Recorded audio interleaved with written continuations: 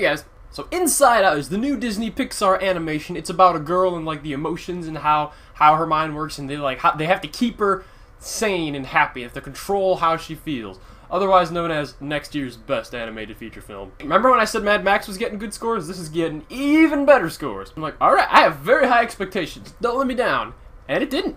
I'm not gonna say that cliche thing like, oh, it's good for kids, it's good for adults. Like, there were a lot of shows in the theaters. Like, I'd recommend find a time of day where little kids are like asleep or something, because it was filled with children going, oh no, and yes, and clapping them. It was, I love kids, just not those kids. The 5 emotions, joy, sadness, anger, disgust, and fear, have to they're at a control panel, and they have to respond to things that happen, and they have to bring memories to the forefront so Riley can see him and remember stuff, and they run Riley's mind, essentially. And everything is super personified in her mind. They use a lot of these idioms for thinking really well. It's like the train of thought.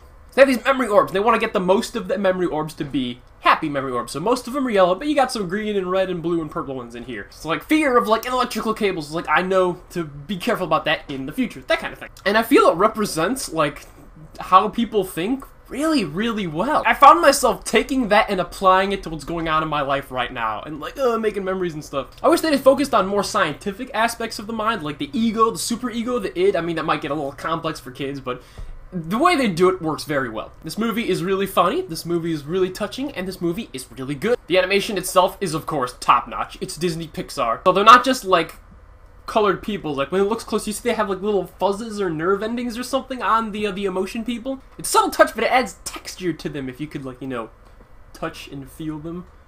Joey's like the main emotion. She's the one in control. We spend the most amount of time with her. She's always looking on the bright side of everything. She's voiced by Amy Schumer. I think the 2 characters that stand out more are Louis Black as Anger. Perfect casting. My goodness, he's great. And a character who shows up later called Bing Bong. And Bing Bong is awesome. Bing Bong kicks ass. A strong nomination for Best Non-Human Character. What I like about the characters in this movie is that there is no villain. It's like, no one is trying to hurt Riley. It's just, the emotions that aren't joy don't understand how to be joy, and they're trying their best, though. They have the best intentions. The music in this movie is really good. It's Michael Giacchino, the same guy who scored Up and Star Trek Into Darkness are the 2 things that come off the top of my head, and the recent Jupiter Ascending from earlier this year. They got this little piano theme, and I love it, I love it, I love it. It's so good.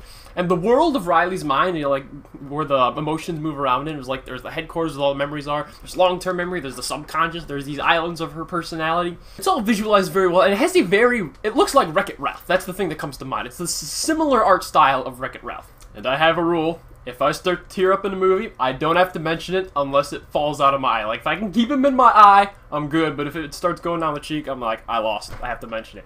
And that did happen once. And you will totally recognize when it happens. It is so good. So good. Which is great, because no spoilers. Immediately before that happened, I was like, the movie's at its lowest low, and you're like, oh, they'll never be able to make it. And I don't fall victim to that anymore. I'm like, it's a Disney-Pixar movie.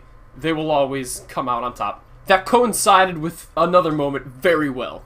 Guys, Inside Out is an excellent animation. It's the best Disney-Pixar has put out since probably Toy Story 3. This movie is far superior to the crack pile of animations we got last year. Song of the Sea withstanding.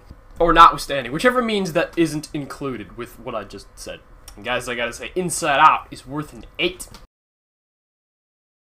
Very busy week for me. I'm gonna get this up as quickly as possible, but I still got 3 E3 press conferences to summarize, and then Witcher 3 to finish and then review, and Batman Arkham Knight I just pre-ordered, comes out Tuesday. I'll probably do a similar thing with The Witcher. I'll do like a first impressions video within the first week, and then I'll get a full review, hopefully within a month. Thank you for watching. I'm Wesley Thompson. Like and subscribe if you'd like to join the crusade against everything evil, because with God on our side, we shall prevail.